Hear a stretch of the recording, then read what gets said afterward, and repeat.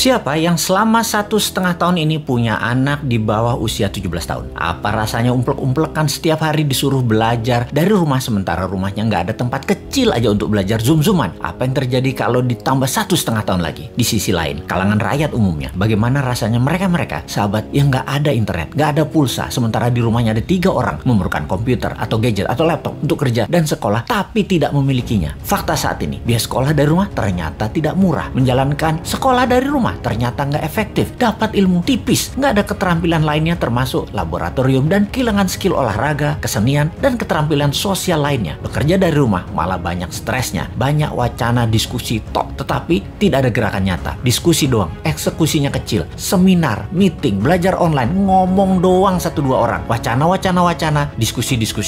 Rekening mah minus juga. Saat ini dunia bergeser jauh. Berapa lama kita akan menjadi seperti ini di bawah serangan virus? Jawabannya, kalau gini cara mengelolanya, selamanya, setidaknya sampai tahun 2025. Demikian kata WHO dan World Bank. Waduh, paling cepet 2023 awal deh. Tetep aja lama. Maunya tahun 2021 ini paling lama selesai deh. Vaksin dah tuh 100% orang Indonesia. Pertanyaan lagi, apakah selesai COVID? Ya nggak tahu juga. Menurut Ngana, selesaikah COVID ketika 100% manusia Indonesia sudah divaksin? Jawabannya nggak tahu. Misalnya, manusia setelah divaksin, efeknya tingkat kematian dan fatality-nya menurun, tetapi tetap bisa kena. Dimana kalau kena ya isolasi mandiri, katakan 10 hari. Setiap hari ada 30.000 orang bergantian bergiliran. Tiap hari ada 30.000. Karena 10 hari di isoman, maka yang dikurung hari itu adalah 300.000 orang per hari yang terkurung gantian sampai 100 juta orang. Gitu ya, 2 tahun itu bisa tercapai. Bisa lebih. Serem amat ya kalau ini terjadi. Untuk mencapai 60% populasi yang benar, ya bisa 2 tahun lagi, mungkin bisa 4 tahun lagi. Kalau hal ini terjadi, maka bukan hanya ekonomi yang ambiar, tetapi keterampilan sosial anak kita, keterampilan lainnya hilang. Bisa terjadi generation gap yang parah, di mana di tahun 2045, 24 tahun lagi, mereka usianya yang sekarang 10-20 tahun itu adalah mereka menjadi tulang punggung angkatan kerja dan usaha. Mereka, bayangkan, tidak punya keterampilan yang mumpuni. Maka angkatan yang usianya 50-70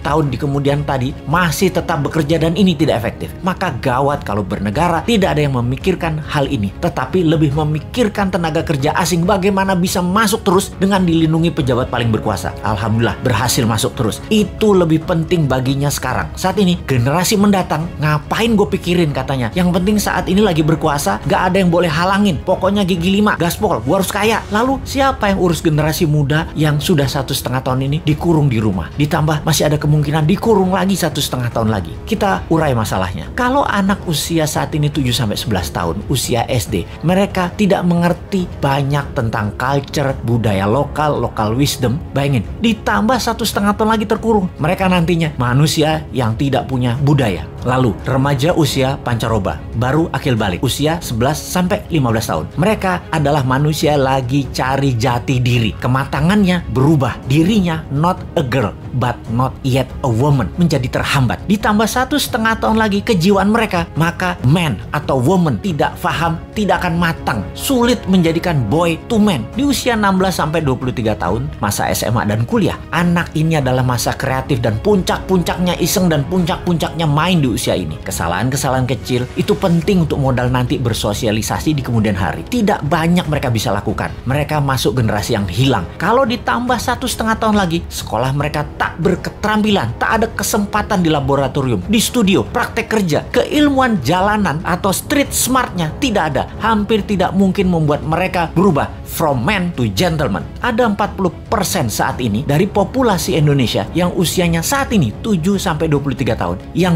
20 tahun lagi mereka merupakan tulang punggung keluarga, bangsa, negara. Jadi apa mereka ini nantinya? Ada yang mikirin pelindung nikel, mikirin. Yang pasang baliho jualan tahun 2024 itu mikirin. Yang menjabat sekarang mikirin. Kalau bosman, ada tuh bala muda walau kecil, kita berjuang.